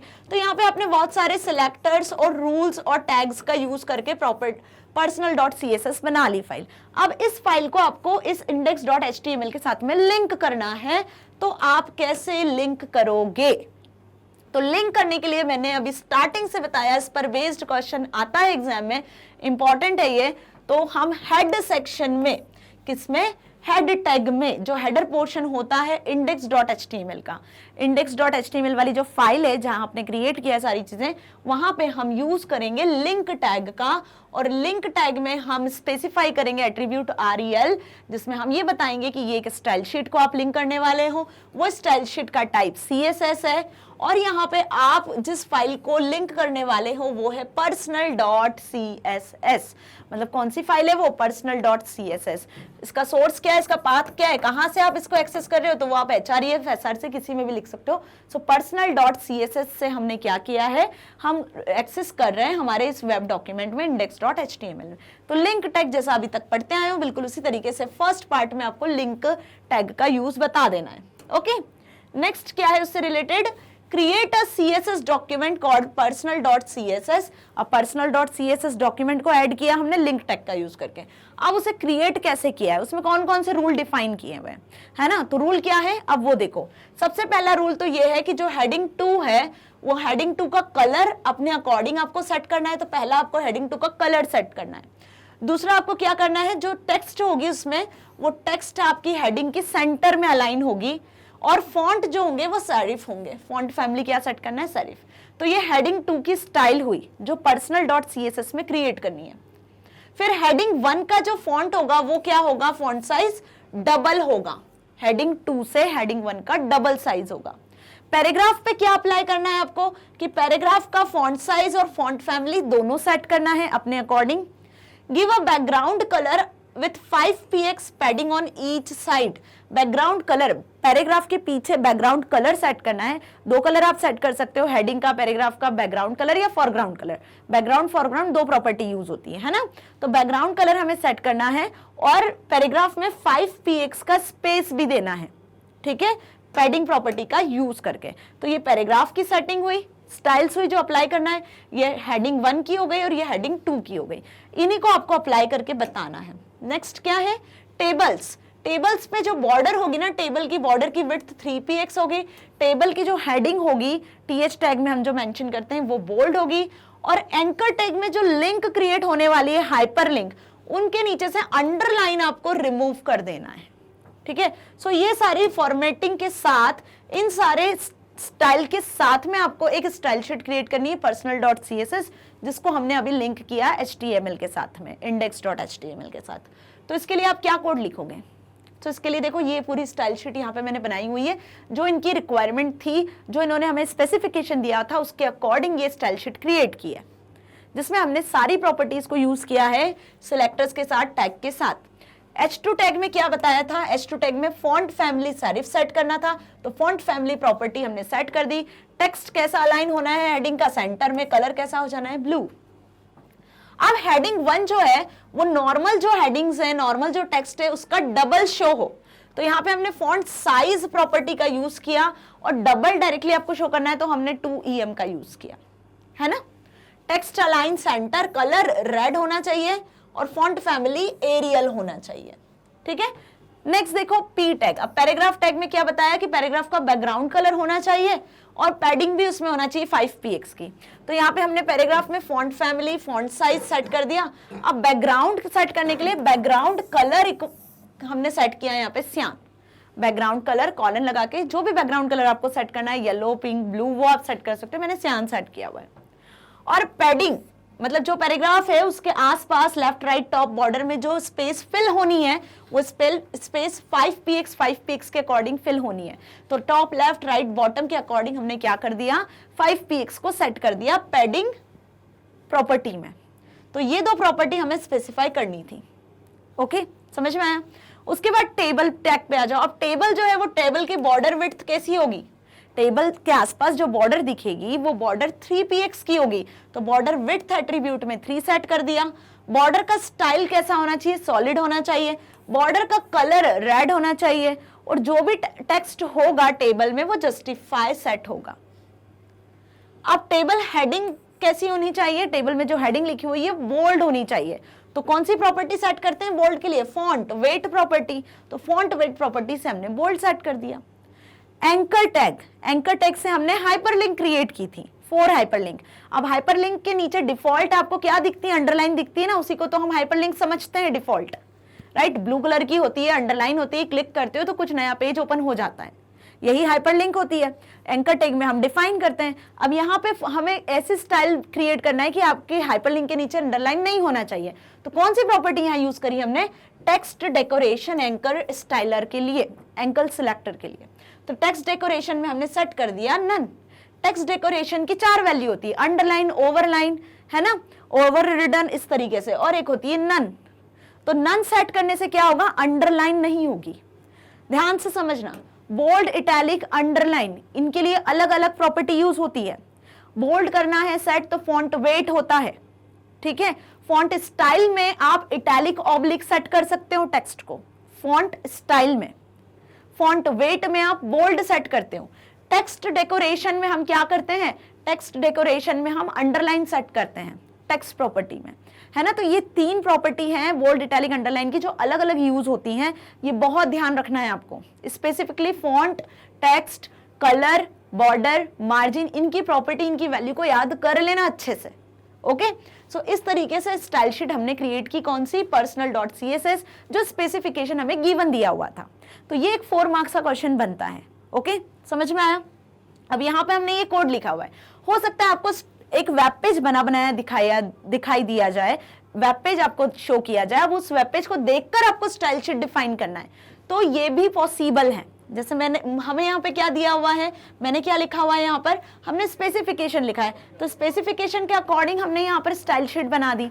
अब हो सकता है आपको वेब पेज डिजाइन करके शो किया जाए एग्जाम में, तो वेब पेज को देखकर आपको क्या करना है, स्टाइल शीट डिफाइन करनी है, okay. Now question number 25, which is the last question of this paper. How can you make a document object model from a HTML web page? HTML web page से आप कैसे DOM document object model create करते हो? तो इसके लिए हमने यहाँ पर एग्जाम्पल लिया हुआ है, एक आप कोई भी एग्जाम्पल से स्पेसिफाई कर सकते हो। ये एक सैंपल वेब पेज है, वेब पेज सबको क्रिएट करते आता है HTML में, ओके। तो HTML टैग स्टार्ट किया, HTML टैग क्लोज किया, हेड टैग स्टार्ट किया, हेड टैग क्लोज किया यहाँ पर, ठीक है। बॉडी टैग स्टार्ट किया, बॉडी टैग क्लोज किया है। अब बॉडी टैग में हमने क्या लिखा है, H1 हेडिंग का यूज किया है और P टैग का यूज किया है, ठीक है। इसके बाद हमने यहाँ टाइटल टैग का यूज किया है हेड टैग में, जिसमें सैंपल DOM नाम का हमने एक HTML पेज क्रिएट किया है। तो इतने टैग्स का, इतने एलिमेंट्स का हमने यहाँ यूज किया है। अब इसको यदि आपको DOM में कन्वर्ट करना है, डॉक्यूमेंट ऑब्जेक्ट मॉडल में कन्वर्ट करना है, जो कि एक हायरार्किकल ऑर्डर होता है, एक हायरार्किकल ऑर्डर में आप क्रिएट करते हो, ठीक है। तो कैसे क्रिएट करना है, सबसे पहला जो एलिमेंट हमने लिखा वहां पे क्या लिखा है, HTML एलिमेंट, तो ये हमारा होता है रूट एलिमेंट। फिर उसके अंदर दो एलिमेंट आते हैं, एक तो हेड टैग आता है और दूसरा बॉडी टैग आता है, जिसमें आप फर्दर टैग्स का प्रॉपर्टीज का यूज करते हो। तो दूसरा टैग हुआ आपका हेड टैग यहां से यहां तक, और थर्ड टैग होगा आपका बॉडी टैग। ठीक है, तो ये फर्दर फिर सब रूट एलिमेंट हो गए। अब हेड टैग में आपने एक और टैग यूज किया टाइटल, ठीक है, और टाइटल में आपने क्या स्पेसिफाई किया, वेब पेज का title, that is sample document object model. फिर आपने एलिमेंट टैग यूज किया, एलिमेंट यहाँ पे पी टैग यूज किया बॉडी टैग के अंदर, और हेडिंग यूज किया। तो पी टैग में आपने पैराग्राफ लिखा क्रिएटेड टू दिस, और हेडिंग आपने लिखी sample web page for DOM document object model. तो यहाँ पे देखो पैराग्राफ में क्या पैराग्राफ क्रिएट किया, वो टेक्स्ट नोड हो गई। इस H1 एलिमेंट में आपने क्या टेक्स्ट क्रिएट किया, वो उसके टेक्स्ट नोड हो गई। ठीक है, तो ये हमने क्या क्रिएट किया है, एक डॉक्यूमेंट ऑब्जेक्ट मॉडल क्रिएट किया है, किसके बिहाफ पे, वेब पेज के बिहाफ पे, एक HTML normal HTML web page के अकॉर्डिंग। सो ऐसा क्वेश्चन भी आपसे पूछ सकते हैं एग्जाम में। ओके, सो यहाँ पे फिनिश होता है आपका टेस्ट पेपर। होप सभी को अच्छे से टेस्ट पेपर समझ में आया। CSS वाले चैप्टर नंबर 5 में किस तरीके के क्वेश्चन आना है, कैसे 2 मार्क्स में बनना है, कैसे 3 मार्क्स में बनना है, कैसे 4 मार्क्स में क्वेश्चन आना है, सब अच्छे से समझ में आया। और सारे डाउट्स भी अब तो क्लियर हो गए होंगे। अभी भी डाउट है तो आप कमेंट सेक्शन में लिख सकते हो। वैसे ऑलमोस्ट इस चैप्टर से रिलेटेड जितने भी डाउट्स होंगे सब क्लियर हो गए होंगे, है ना। हम जितने भी आपके टर्म 2 में चैप्टर्स आने वाले हैं, सारे चैप्टर्स के 1 shot chapter wise videos, lectures, practicals, साथ ही साथ MCQs questions, theoretical questions, application based questions, test paper series, complete chapter revision, सब चीजें डिस्कस कर चुके हैं। अब कहीं किसी चीज की कोई कमी नहीं है। बाकी और भी कुछ मोस्ट इंपॉर्टेंट वीडियोस आनी बाकी हैं जो आपको बहुत जल्द मिल जाना है स्टूडेंट्स। ओके, सो उसके पहले आपको ये सारी चीजें कंप्लीट करके रखना है, तभी तो आप उसका बेनिफिट ले पाओगे, राइट। सो यहाँ पे फिनिश होता है क्या, हमारा test paper solution. So hope आपको ये अच्छे से समझ में आया और ये आपके एग्जाम के लिए 110% हेल्पफुल होगा। ओके, सो वीडियो अच्छी लगी है तो इसे लाइक करें। साथ ही साथ आप इसे एक्सेस भी कर सकते हो मैग्नेट ब्रेन्स की वेबसाइट से भी आप इसे एक्सेस कर सकते हो। डिफरेंट प्लेटफॉर्म है मैग्नेट ब्रेन्स के। ओके, क्यों, क्योंकि मैग्नेट ब्रेन्स आपको किंडरगार्टन से लेकर क्लास 12 तक free of cost education provide कर रहा है, वो भी 100% फ्री, ताकि आप अपनी एग्जाम में बहुत अच्छे मार्क्स को स्कोर कर सकते हो, साथ ही साथ अपनी लाइफ में कुछ बहुत अच्छा अचीव कर सकते हो। सो मिलेंगे नेक्स्ट वीडियो के साथ। Till then bye.